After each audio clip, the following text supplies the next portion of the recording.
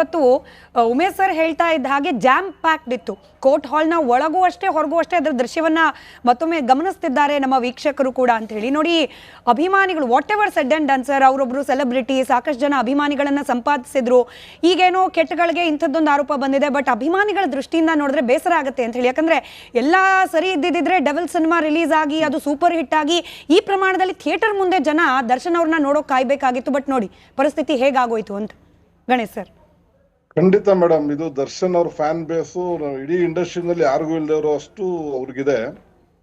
But ಇದೊಂದು ಕೆಟ್ಟಗಳಿಗೆ ಅವ್ರಿಗೆ ಆರೋಪ ಬಂದಿದೆ. ಬಟ್ ಇವತ್ತು ಕೋರ್ಟಲ್ಲಾಗ್ಲಿ ಮತ್ತೆ ಜೈಲಲ್ಲಾಗ್ಲಿ ಇವರು ಸೆಲೆಬ್ರಿಟಿ ಅನ್ನೋ ಒಂದೇ ಕಾರಣಕ್ಕೋಸ್ಕರ ಇಷ್ಟೆಲ್ಲ ತೊಂದರೆ ಅನುಭವಿಸ್ತಾ ಇದಾರೆ ಅವರು. ದಿನ ನಮ್ಮ ಸಮಾಜದಲ್ಲಿ ಎಷ್ಟೋ ಕೊಲೆಗಳಾಗ್ತಾ ಇರ್ತವೆ, ಎಷ್ಟೋ ಅದಕ್ಕೆ ಕನ್ವಿಕ್ಟ್ ಆಗ್ತಾರೆ, ಬಚಾವ್ ಆಗ್ತಾರೆ, ಶಿಕ್ಷೆ ಆಗುತ್ತೆ, ಎಲ್ಲವೂ ಆಗುತ್ತೆ. ಮತ್ತೆ ನೀವು ನೋಡಿದಾಗೆ ಕೋರ್ಟ್ ಅಲ್ಲಿ ಜೈಲಲ್ಲಿ ಎಲ್ಲರೂ ಕೂಡ ಸ್ಟ್ರಿಕ್ಟ್ ಆಗಿ ರೂಲ್ಸ್ ನ ಫಾಲೋ ಮಾಡಿದ್ದಿದ್ರೆ ನಮ್ಮಲ್ಲಿ ಯಾರು ಇಷ್ಟು ಆರೋಪ ಹೊತ್ಕೊಂಡು ಅಥವಾ ಅಪರಾಧಿಗಳು ಆಗ್ತಾನೆ ಇರ್ಲಿಲ್ಲ. ನಿಮಗೆ ಯಾಕೆ ಅನಿಸ್ತಿದೆ ಸರ್ ಅವರೊಬ್ಬ ಸೆಲೆಬ್ರಿಟಿ ಅನ್ನೋ ಕಾರಣಕ್ಕೇನೆ ಹೆಚ್ಚಿಗೆ ತೊಂದರೆ ಅನುಭವಿಸ್ತಿದ್ದಾರೆ ಅಂತ ಯಾಕೆ ಅನಿಸ್ತಿದೆ ಅಂತ? 100% ಮೇಡಮ್, ಸೆಲೆಬ್ರಿಟಿ ಆಗಿರೋದು ಅಷ್ಟು ತೊಂದರೆ ಅನುಭವಿಸ್ತಾ ಇರೋರು. ಸೆಲೆಬ್ರಿಟಿ ಆಗದೆ ಇದ್ದಿದ್ರೆ 100ರಲ್ಲಿ 100 ಕೊಲೆ ಇದು ಒಂದು ಕೊಲೆ ಆಗೋದಷ್ಟೇನೆ. ಅಲ್ಲ ಸರ್, ಜನ ಗೊತ್ತಾಗ್ತಿರ್ಲಿಲ್ಲ, ಜನ ಚರ್ಚೆ ಮಾಡ್ತಿರ್ಲಿಲ್ಲ ಅನ್ನೋದು ಬಿಟ್ರೆ ಕಾನೂನಾತ್ಮಕ ಪ್ರಕ್ರಿಯೆಗಳು ಸೇಮೆ. ಅದು ಅವತ್ತರೊಂದು ಜೀವ ಹೋಗಿದೆ, ಜೀವಕ್ಕೆ ಸಂತಾಪ ಇದೆ, ದುಃಖ ಇದೆ, ಎಲ್ಲವೂ ಇದೆ.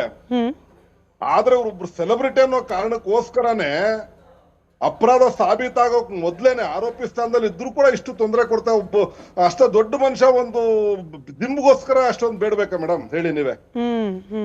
ಆ ಬೆಡ್ಗೋಸ್ಕರ ಏನ್ ಕೋರ್ಟ್ ಜೈಲಲ್ಲಿ ಎಲ್ಲವೂ ಸರಿ ಇದೆಯಾ? ಎಲ್ರಿಗೂ ಮೊಬೈಲ್ ಸಿಗ್ತಾರೆ, ಕೆಲವು ಜನ ಇವರೇ ಪೊಲೀಸರೇ ಹೋಗಿ ಸೀಸ್ ಮಾಡಿರ್ತಾರೆ. ಐನೋ ಸರ್, ಬಟ್ ಕೆಲವೊಂದು ಸ್ವಯಂಕೃತ ಅಪರಾಧಗಳು ಅಂತ ಆಗ್ಬಿಡುತ್ತೆ ನೋಡಿ. ಅದಕ್ಕೆ ಯಾರನ್ನು ಹೊಣೆ ಮಾಡ್ತೀರಿ ನೀವು? ಅಂದ್ರೆ ಮೊದಲು ಪರಪ್ಪನ ಅಗ್ರಹಾರಕ್ಕೆ ಹೋದಾಗ ರಾಯಲ್ ಟ್ರೀಟ್ಮೆಂಟ್ ಪಡ್ಕೊಳ್ದೆ ಹೋಗಿದ್ರೆ, ನನಗೆ ಗೊತ್ತಿಲ್ಲ, ನಾನು ಲಾ ಎಕ್ಸ್ಪರ್ಟು ಅಲ್ಲ, ಜೈಲ್ ಒಳಗೆ ಹೆಂಗಿರುತ್ತೆ ನನಗೆ ಗೊತ್ತೂ ಇಲ್ಲ, ದೇವ್ರ ದಯದಿಂದ. ಬಟ್ ಸ್ಟಿಲ್ ಹಿಂಗೆ ಒಂದು VIP ಟ್ರೀಟ್ಮೆಂಟ್ ಅನ್ನೋದು ಸುಪ್ರೀಂ ಕೋರ್ಟ್ನ ಕಣ್ಣು ಕುಕ್ಕದೆ ಹೋಗಿದ್ದಿದ್ರೆ ಬಹುಶಃ ನೀವು ಹೇಳ್ದಾಗೆ ಅದಕ್ಕೆ ನಾನು ಹೇಳಿದ್ದು ಸ್ವಯಂಕೃತ ಅಪರಾಧಗಳು ಅಂತ ಹೇಳಿ. ಖಂಡಿತ ಮೇಡಮ್, ಇರ್ಬೋದು, ಚಿಕ್ಕ ಪುಟ್ಟದ್ದು ಆಗ್ತಬೇಕಂದ್ರೆ ಒಬ್ಬ ಸೆಲೆಬ್ರಿಟಿ ಇಲ್ಲಿ ಸಕಲ ಸವಲತ್ತುಗಳನ್ನ ಪಡ್ಕೊಂಡ ಮನುಷ್ಯ ಒಬ್ಬ ಅಲ್ಲಿ ಆತರ ಅನುಭವಿಸ್ತಾ ಇರೋದು ನೋಡೋದು ನಮಗೂ ಒಂಥರ ಮನ್ಸಿಗೆ ನೋವಾಗುತ್ತೆ. ಏನೇ ಇರ್ಬೋದು, ಅದು ತಪ್ಪು ಮಾಡಿದಾರೋ ಬಿಟ್ಟಿದಾರೋ ಸೆಕೆಂಡ್ರಿ ಕೋರ್ಟ್ ಮೇಲೆ ನಾವು ನಂಬಿಕೆ ಇಡಬೇಕು. ಕೋರ್ಟ್ ಕೊಡೋ ತೀರ್ಮಾನಕ್ಕೆ ಎಲ್ಲರೂ ಭದ್ರಾಗಿರ್ಬೇಕು. ಅದನ್ನ ಒಪ್ಕೊಂಡ್ರು ಕೂಡ ಜೈಲಲ್ಲಿ ಅವ್ರೇನು ಐಷಾರಾಮಿ ಜೀವನ ಅಂದ್ರೆ ಏನು ಫೋರ್ಡ್ ಕಾರ್ ಓಡಾಡ್ತಾ ಇರ್ಲಿಲ್ಲ ಅಥವಾ ಬೇರೆ ಯಾವ್ದೋ ಭಕ್ಷ್ಯ ಭೋಜನ ಸವಿತಾ ಇರ್ಲಿಲ್ಲ. ಏನೋ ಒಂದು ಕೂತ್ಕೊಂಡು ಕಾಫಿನೋ ಟೀನೋ ಕುಡ್ದಿರ್ತಾರೆ, ಅದನ್ನೇ ದೊಡ್ಡ ಸವಲತ್ತು ಅನ್ಕೊಂಡ್ರೆ ಹೇಗೆ ಮೇಡಮ್?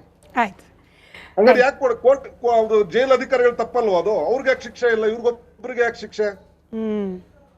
ಆ ಜೈಲ್ ಅಧಿಕಾರಿಗಳು ಪರ್ಮಿಷನ್ ಇಲ್ಲ ಅದೆಲ್ಲ ಮಾಡಕ್ಕಾಗತ್ತಾ?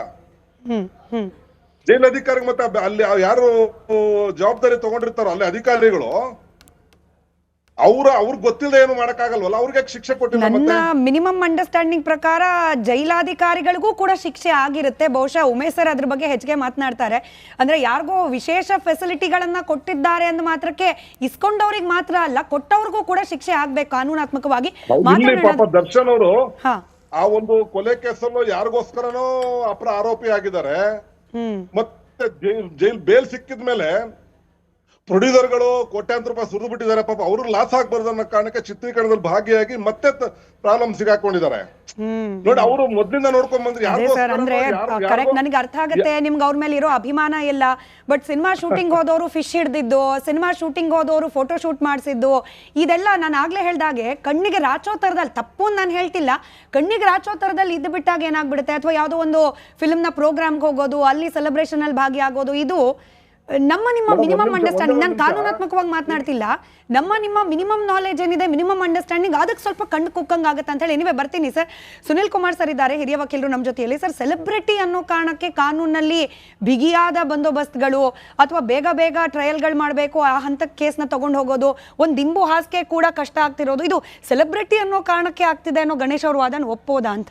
ಇಲ್ಲ ಮೇಡಮ್, ಅದು ತಪ್ಪು. ಸೆಲೆಬ್ರಿಟಿ ಅನ್ನೋ ಕಾರಣಕ್ಕೋಸ್ಕರ ವಿಶೇಷವಾದಂಥ ಕಾಳಜಿ ತೋರಿಸ್ತಾ ಇರೋದಂಥದ್ದು ಅಥವಾ ವಿಶೇಷವಾದ ಕಾಳಜಿ ಕೊಡಬೇಕು ಅನ್ನೋಂಥದ್ದು ಕಾನೂನಲ್ಲಿ ಎಲ್ಲೂ ಇಲ್ಲ. ದರ್ಶನ್ ಅವ್ರ ಮೇಲೆ ಒಂದು ಆರೋಪ ಇದೆ, ಅದು ಸೀರಿಯಸ್ ಆದಂಥ ಆರೋಪ. ರೇಣುಕಾಸ್ವಾಮಿ ಅವರ ಮರ್ಡರ್ ಕೇಸ್ ಅವ್ರ ಮೇಲೆ ನಡೀತಾ ಇದೆ. ಅವರು ಸೆಲೆಬ್ರಿಟಿ ಇದ್ದಾರೆ ಅಂತ ಹೇಳಿ ಸಾಕಷ್ಟು ಜನ ಸೇರ್ತಾರೆ, ಅವ್ರ ಅಭಿಮಾನಿಗಳಿದ್ದಾರೆ. ಹಾಗಾಗಿ ಪೊಲೀಸ್ ಅಧಿಕಾರಿಗಳಿಗೂ ಭಾಳಷ್ಟು ಕಷ್ಟ ಆಗ್ತದೆ. ಲಾ ಆ್ಯಂಡ್ ಆರ್ಡರ್ ಮೇಂಟೈನ್ ಮಾಡಬೇಕು, ಕ್ರೌಡ್ ಕಂಟ್ರೋಲ್ ಮಾಡಬೇಕು. ಆಗಲೇ ನೀವು ಹೇಳಿದ ಒಂದು ಮಾತು ಏನಂದರೆ, ಈ ಜೈಲಿನಲ್ಲಿ ಫಸ್ಟ್ ಅವರು ಹೋದಾಗ ವಿಶೇಷವಾದ ಸವಲತ್ತು ಅವ್ರು ಪಡ್ಕೋತಾರೆ. ಆ ವಿಶೇಷವಾದಂಥ ಸವಲತ್ತು ಪಡ್ಕೊಂಡ್ಮೇಲೆ ಸುಪ್ರೀಂ ಕೋರ್ಟ್ ಬಹಳಷ್ಟು ಸೀರಿಯಸ್ ಅಬ್ಸರ್ವೇಷನ್ ಆನರಬಲ್ ಜಸ್ಟಿಸ್ ಪರ್ಡಿವಾಲರ್ ಅವರು ತಮ್ಮ ಸೆಪರೇಟ್ ಜಡ್ಮೆಂಟಲ್ಲಿ ಬರೀತಾರೆ. ಅದಾದ ನಂತರ ಅನೇಕ ಜೈಲ್ ಅಧಿಕಾರಿಗಳು ಸಸ್ಪೆನ್ಷನ್ ಆಗಿದ್ದಾರೆ, ದೇ ಹ್ಯಾವ್ ಬೀನ್ ಸಸ್ಪೆಂಡೆಡ್. ಈಗ ಅದಕ್ಕೆ 2ನೇ ಸಲ ಅವ್ರಿಗೆ ಬೇಲ್ ಕ್ಯಾನ್ಸಲ್ ಆದ ನಂತರ ಜೈಲ್ ಅಧಿಕಾರಿಗಳು ಯಾವುದೇ ಥರದ ಸಣ್ಣ ಲಿಬರ್ಟಿ ಕೂಡ ಅವ್ರು ಕೊಡ್ತಿಲ್ಲ, ತುಂಬಾ ಸ್ಟ್ರಿಕ್ಟ್ ಆಗಿ ಅದನ್ನ ಮೇಂಟೈನ್ ಮಾಡ್ತಾ ಇದ್ದಾರೆ. ಬಟ್ ಯಾವುದೇ ಆರೋಪಿಗೆ ನ್ಯಾಯಾಲಯ ಈಕ್ವಲ್ ಆಗಿ ಕಾನೂನಾತ್ಮಕವಾಗಿ ಅವ್ರನ್ನ ಕನ್ಸಿಡರ್ ಮಾಡುತ್ತೆ. ಯಾವ್ಯಾವ, ಫಾರ್ ಎಕ್ಸಾಂಪಲ್ ನಮ್ಮ ಕರ್ನಾಟಕ ಪ್ರಿಸನ್ ಮ್ಯಾನ್ಯೂಲ್ ಇದೆ. ಪ್ರಿಸನ್ ಮ್ಯಾನ್ಯೂಲ್ನಲ್ಲಿ ಒಂದು ಪಕ್ಷ ಈ 302 ಅಥವಾ 376 ಮರ್ಡರ್ ಅಥವಾ ರೇಪ್ ಪ್ರಕರಣಗಳಲ್ಲಿ ಆರೋಪಿ ಅಂತ ಬಂದಾಗ ಅವ್ರಿಗೆ ಯಾವ ಸವಲತ್ತುಗಳನ್ನು ಕೊಡಬೇಕು ಅನ್ನೋದನ್ನ ಪ್ರಿಸನ್ ಮ್ಯಾನ್ಯೂಲ್ ಆಲ್ರೆಡಿ ಇದೆ.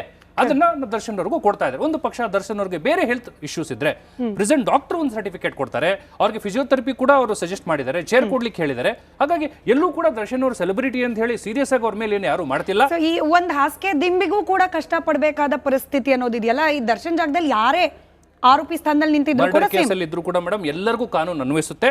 ಕೆಲವು ಪ್ರಕರಣಗಳಲ್ಲಿ ಯಾರೋ ಕೆಲವು ಅಧಿಕಾರಿಗಳು ಯಾರಿಗೂ ವಿಶೇಷವಾದಂತಹ ಫೆಸಿಲಿಟಿ ಕೊಟ್ಟಿರಬಹುದು, ಅದು ಗಮನಕ್ಕೆ ಬರ್ತಿದ್ದಂಗೆ ಖಂಡಿತವಾಗ್ಲೂ ಅದನ್ನ ರೆಕ್ಟಿಫೈ ಮಾಡ್ಕೊಂಡಿದ್ದಾರೆ. ಕೋರ್ಟ್ ಕೂಡ ಚೀಮಾರಿ ಹಾಕಿದೆ, ಆಫೀಸರ್ಸ್ನ ಸಸ್ಪೆಂಡ್ ಮಾಡಿದ್ದಾರೆ. ದರ್ಶನ್ ಅವ್ರಿಗೆ ಕಾನೂನಾತ್ಮಕವಾಗಿ ಅವ್ರು ಹೋರಾಟ ಮಾಡ್ತಾ ಇದ್ದಾರೆ. ಕಾನೂನು ಅಡಿನಲ್ಲಿ ಅವ್ರು ಹೋರಾಟ ಮಾಡಿಕೊಂಡು ಅವ್ರು ನಿರಪರಾಧಿನೋ ಅಥವಾ ಅಪರಾಧಿನೋ ಅಂತ ಕಾನೂನು ಚೌಕಟ್ಟಲ್ಲಿ ಅವ್ರು ಹೊರಗೆ ಬರಬೇಕಾಗ್ತದೆ. ಹಾಗಾಗಿ ಎಲ್ಲೂ ಕೂಡ ವಿಶೇಷವಾದಂತ ಕಾಳಜಿ ತೋರಿಸ್ತಿಲ್ಲ. ರೈಟ್. ನಮ್ಮ ಜೊತೆಯಲ್ಲಿ ಪ್ರದೋಷ್ ಅವರ ಪರ ವಕೀಲರಾದ ಆದಿತ್ಯ ಅವರಿದ್ದಾರೆ. ಸರ್ ನೋಡಿ, ಅಂದ್ರೆ ತಂದೆ ತೀರ್ಕೊಂಡ್ರು, if I am not wrong, ಅದಕ್ಕೆ ಹೋಗ್ಲಿಕ್ಕೂ ಕೂಡ ಕಾನೂನಾತ್ಮಕವಾಗಿ ಅವಕಾಶ ತಗೊಂಡು ಹೋಗೋ ರೀತಿಯ ಪರಿಸ್ಥಿತಿ. ನಾನು ಕಾನೂನು ದೃಷ್ಟಿಯ ಜೊತೆಗೆ ಒಂದು ಹ್ಯುಮ್ಯಾನಿಟೇರಿಯನ್ ಬೇಸಿಸ್ ಮೇಲೂ ಯೋಚನೆ ಮಾಡ್ತಾ ಇದ್ದೀನಿ. ಸಹವಾಸ ಅನ್ನೋದು ಕ್ಲಿಯರ್ ಆಗಿರ್ಬೇಕು ಅಂತ ಹೇಳಿ ನಮ್ಮ ಹಿರಿಯರು ಹೇಳ್ಕೊಂಡು ಬರ್ತಾರೆ. ಬಹುಶಃ ಇದನ್ನ ನೋಡಿದಾಗ, ಪ್ರದೋಷ್ ಅವ್ರನ್ನ ನೋಡಿದಾಗ ಹಂಗೆ ನಿಜ ಅನ್ಸ್ಬಿಡುತ್ತೆ ಅಂತ ಹೇಳಿ. ಅಂದ್ರೆ ಅವ್ರ ಪಾಡಿಗೆ ಅವ್ರ ಬಿಸ್ನೆಸ್ ಅಥವಾ ಅವ್ರ ಫ್ಯಾಮಿಲಿಯನ್ನು ನೋಡ್ಕೊಂಡಿದ್ದಿದ್ರೆ ಬಹುಶಃ ತಂದೆ ಅಂತ್ಯಕ್ರಿಯೆಗೂ ಕೂಡ ಕಾನೂನಲ್ಲಿ ಪರ್ಮಿಷನ್ ತಗೊಂಡು ಬರೋ ರೀತಿಯ ಪರಿಸ್ಥಿತಿಗೆ ಅವ್ರು ಹೋಗ್ತಿರ್ಲಿಲ್ಲ ಅಂತ ಹೇಳಿ. ನೋಡಿ, ಇಲ್ಲಿ ಸರ್ವೋಚ್ಚ ನ್ಯಾಯಾಲಯ ಅವರ ಜಾಮೀನೇನಿತ್ತು ಅದನ್ನು ನಿರಾಕರಿಸಿದಾಗ ಅವ್ರ ತಂದೆ ತೀರ್ಕೊಂಡ ತಕ್ಷಣ ನಾವು ಇಂಟ್ರಿಮ್ ಬೇಲನ್ನು ಮೂವ್ ಮಾಡ್ತೇವೆ. ಇಲ್ಲಿ ಸೆಷನ್ಸ್ ಕೋರ್ಟ್ ಏನಂತೂ, ನೀವು 20 ದಿನಗಳ ತನಕ ವಿತ್ ಪೊಲೀಸ್ ಎಸ್ಕಾರ್ಟ್, ಅಂದರೆ ಪ್ರದೋಷ್ ಎಲ್ಲೇ ಹೋದ್ರೂ, ಯಾವುದೇ ಕಾರ್ಯಕ್ಕೆ ಹೋದ್ರೂ ವಿತ್ ಪೊಲೀಸ್ ಎಸ್ಕಾರ್ಟ್. ಇವತ್ತು ಕೂಡ ಒಬ್ರು ಪೊಲೀಸ್ ಕಾನ್ಸ್ಟೇಬಲ್ ವಾಸ್ ಅಕಂಪನಿಂಗ್ ಪ್ರದೋಷ್. ಆ ಇಂಟ್ರಿಮ್ ಅರೇಂಜ್ಮೆಂಟ್ ಏನಿದೆ 20 ದಿನಗಳ ತನಕ ಕೋರ್ಟ್ ಅವಕಾಶ ಮಾಡಿಕೊಟ್ಟಿದೆ. Humanitarian grounds. ಯಾಕೆ ಅಂದರೆ ಕಾನೂನು ಎಲ್ಲರಿಗೂ ಒಂದೇನೆ. ಒಂದ್ಸರಿ ಸುಪ್ರೀಂ ಕೋರ್ಟ್ ರಿಜೆಕ್ಟ್ ಮಾಡಿದ ಮೇಲೆ you can either go for a regular bail on different circumstances.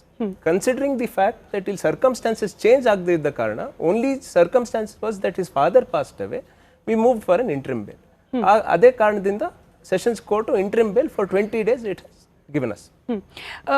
ನನಗೆ ಗೊತ್ತಿಲ್ಲ ಸರ್, ಇದು ಆಸ್ ಅ ಲಾಯರ್ ನೀವು ಪಬ್ಲಿಕ್ ಆಗಿ ಹೇಳ್ಬೋದೋ ಎಲ್ಲೋ, ಪ್ರದೋಷ್ ಅವರ ಮನಸ್ಥಿತಿ ಹೇಗಿದೆ ಸರ್? ಈಸಿ ಅಂಡರ್ ಗಿಲ್ಟ್ ಅಥವಾ ಇಲ್ಲ ಕಾನ್ಫಿಡೆನ್ಸ್ ಇದೆ, ಇದ್ರಲ್ಲಿ ನಮ್ದೇನು ತಪ್ಪಿಲ್ಲ, ನಾವು ಆಚೆ ಬರ್ತೀವಿ ಅನ್ನೋ ಕಾನ್ಫಿಡೆನ್ಸ್ ಇದೆಯಾ, ಹೇಗಿದೆ ಅಂತ ಹೇಳಿ? Pradosh mind set for any